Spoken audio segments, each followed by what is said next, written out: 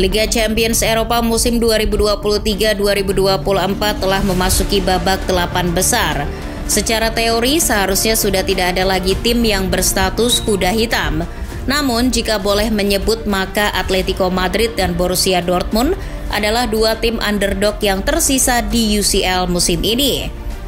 Dari polling yang dilakukan oleh UEFA, Atletico Madrid dan Borussia Dortmund jadi dua tim yang paling sedikit mendapat angka alias paling tidak dijagokan untuk menjuarai si kuping besar. Atletico hanya meraih 3% suara sedangkan Dortmund cuma 2%. Tentu akan jadi hasil yang mengejutkan apabila keduanya mampu melangkah jauh dan mematahkan prediksi. Namun sayangnya, dua kuda hitam ini harus sudah saling bertemu di babak 8 besar.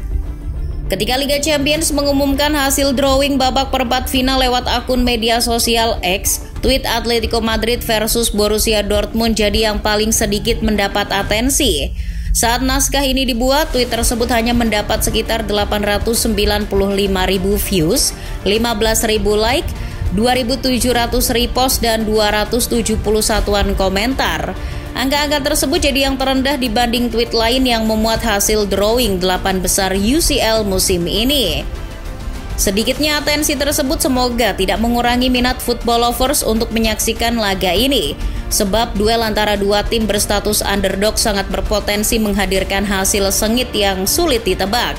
Dan Atletico serta Dortmund adalah dua tim yang kerap memberi kejutan.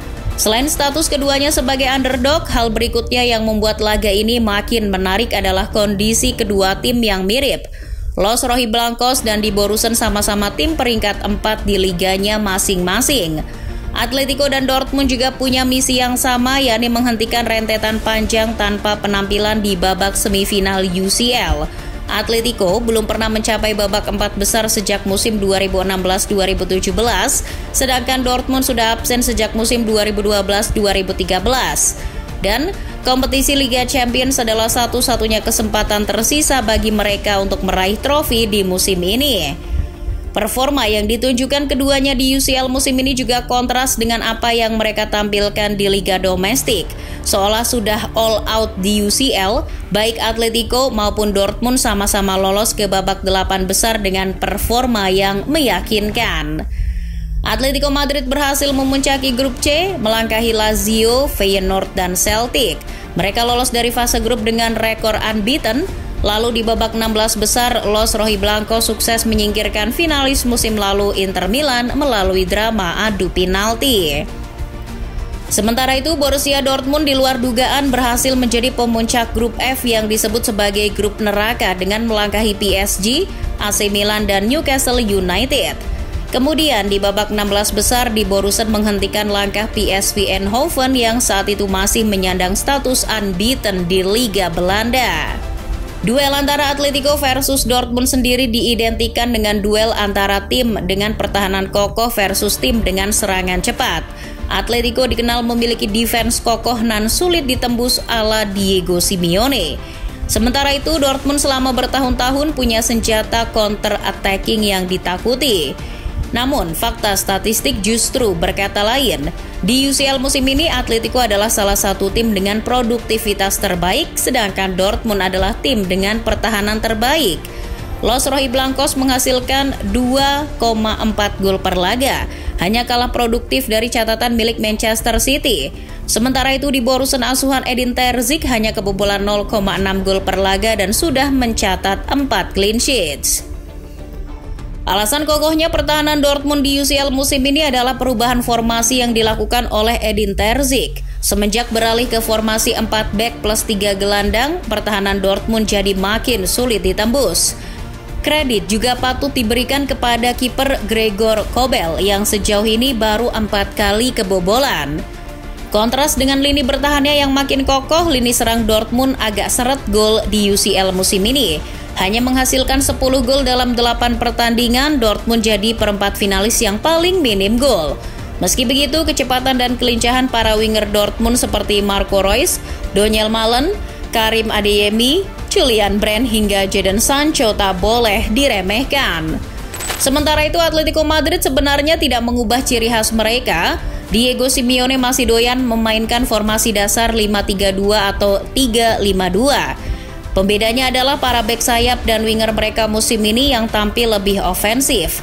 Rodrigo Riquelme, Samuelino, Marcos Llorente maupun Nahuel Molina tak pernah tampil mengecewakan di posisi ini. Selain itu, performa apik dari Antoine Griezmann dan Alvaro Morata sebagai ujung tombak adalah alasan utama di balik produktifnya Atletico Madrid di UCL musim ini. Griezmann tengah memimpin daftar top skor dengan 6 gol, sedangkan Morata membuntuti dengan 5 gol.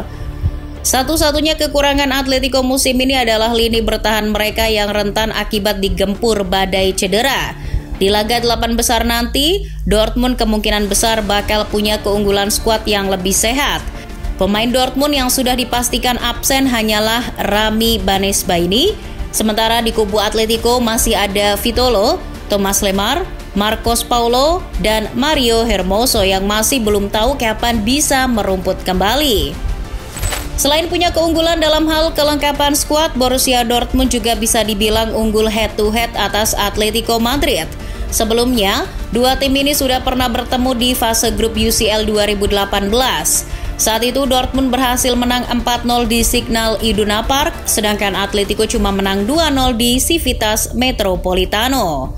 Akan tetapi, jika ditarik lebih jauh, Atletico Madrid punya catatan yang lebih apik ketika berjumpa dengan wakil Jerman. Dalam 43 pertandingan kontra tim Bundesliga, Atletico berhasil meraih 19 kemenangan dan menelan 16 kekalahan. Sementara itu, rekor Borussia Dortmund kontra wakil Spanyol agak buruk. Dalam 34 pertandingan melawan tim La Liga, Dortmund cuma menang 10 kali dan kalah 13 kali. Namun Dortmund bisa memanfaatkan status mereka yang akan lebih dulu bertindak sebagai tim tamu. Pada leg pertama yang akan digelar pada 10 April esok, Dortmund akan lebih dulu bertandang ke markas Atletico sebelum berganti menjadi tuan rumah leg kedua pada 16 April mendatang. Kebetulan di Borussen punya rekor api ketika harus lebih dulu menjalani laga away di fase gugur kompetisi di Eropa. Dari 10 pertandingan di mana mereka lebih dulu bertindak sebagai tim tamu, Dortmund berhasil memenangkan 9 di antaranya. Jika nanti Dortmund mampu mengulang catatan yang sama, mereka bisa bermain lebih nyaman di hadapan para pendukungnya sendiri. Akan tetapi bukan hal yang mudah untuk bisa meraih kemenangan di kandang Atletico Madrid. Sejak kalah 3-2 dari Ajax di perempat final musim 1997, Los Rojiblancos tak terkalahkan dalam 17 pertandingan kandang terakhir mereka di fase gugur UCL. Selain itu, Atletico punya waktu istirahat yang lebih panjang. Pasukan Diego Simeone punya waktu 9 hari untuk mempersiapkan laga leg pertama.